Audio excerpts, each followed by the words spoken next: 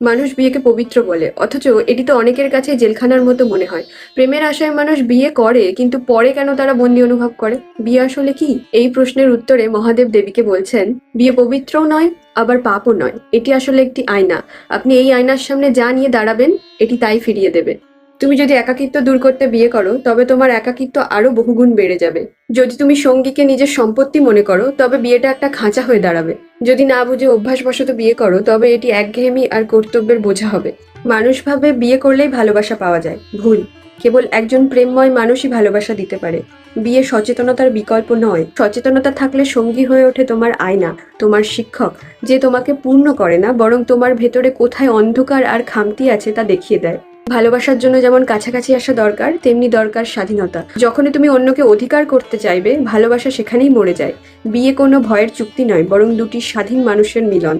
এটি তোমাকে পরম তৃপ্তি দিতে পারে না, কিন্তু তুমি কোথায় অতৃপ্ত আছো তা চিনিয়ে দেয়। সচেতনভাবে চললে বিয়ে হলো মোক্ষের পথ, আর না বুঝলে এটি জীবনের কারাগার।